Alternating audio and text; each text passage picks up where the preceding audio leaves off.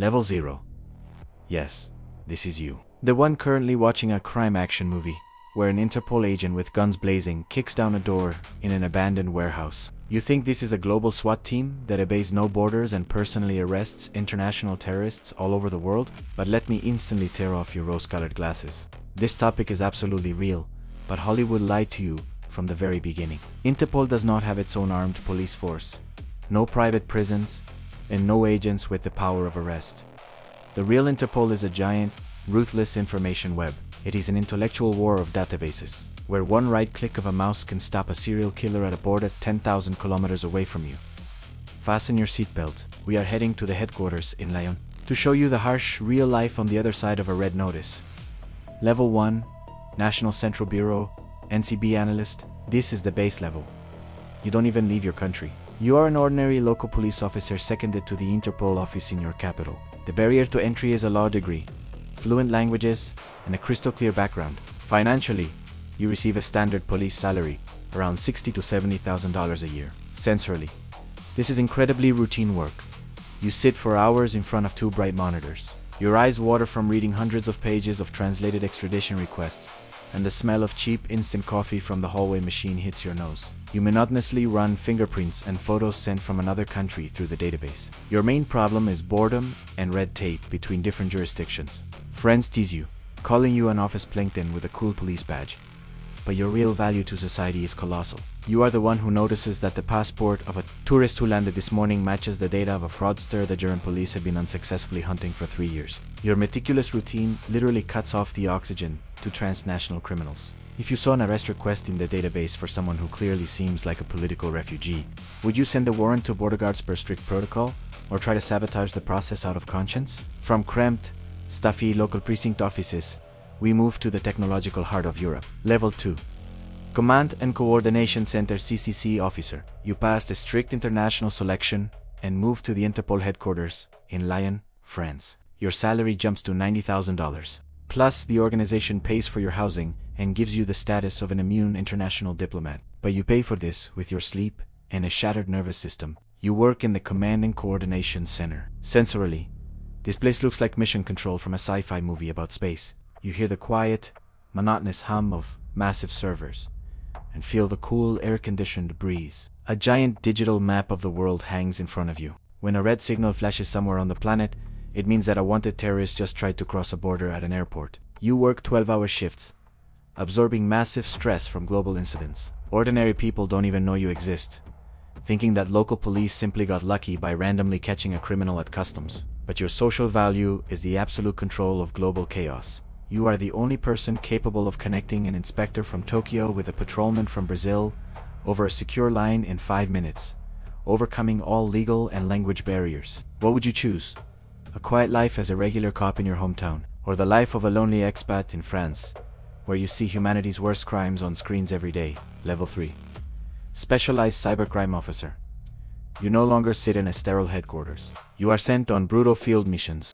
The entry ticket is genius cybersecurity skills or massive undercover experience. Financially, this is a very lucrative position, a salary over $120,000 plus generous per diems. But you have practically no personal life. You live in faceless foreign hotels 200 days a year. Local authorities all over the world call you when they face something beyond their expertise.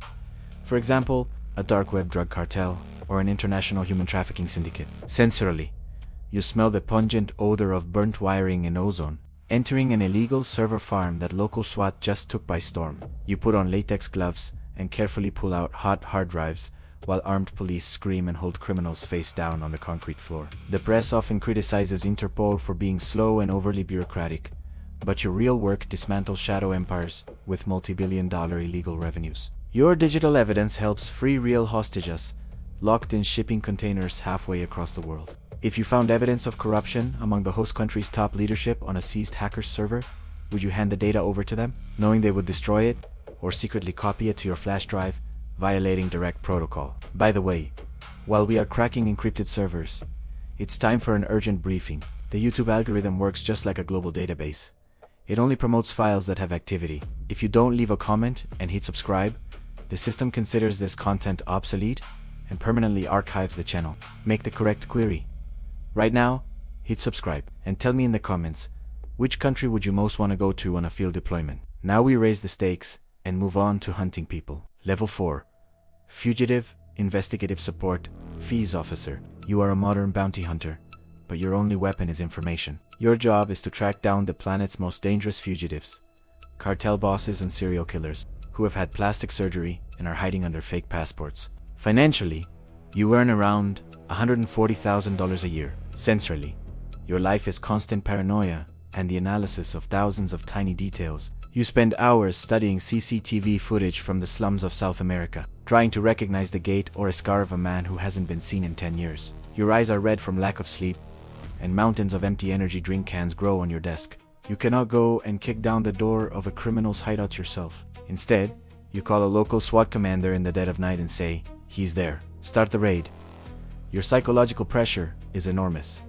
If your tip is wrong, local special forces will kill innocent people. But your social value is incredible. You drag those who consider themselves absolutely untouchable and above the law out of the shadows. If you pinpointed the location of a ruthless cartel boss, but knew that raiding his vehicle had a 90% chance of harming his young children, would you give the command to strike or call off the OP, risking losing the target forever? From targeted hunting, we move to the epicenter of mass apocalypse. Level 5. Incident Response Team, IRT Commander. You are the absolute elite, deployed to the very heart of global disasters, whether it's a massive terrorist attack, a devastating tsunami, or a passenger plane crash. Your team arrives at the tragedy site within 24 hours. Your salary is classified, but it significantly exceeds $150,000. But money means absolutely nothing here. You work in apocalyptic conditions. Imagine this. You smell the heavy, physically suffocating stench of smoke. The scent of aviation fuel and death hangs thick in the air. Your boots crunch loudly over the rubble of destroyed buildings. Every step echoes against the silence of shattered glass. But you aren't here to hunt terrorists or pull a trigger. Your task is to lead the disaster victim identification process. You are the one who brings order to the ultimate chaos. You collect scraps of DNA from deceased citizens across the globe.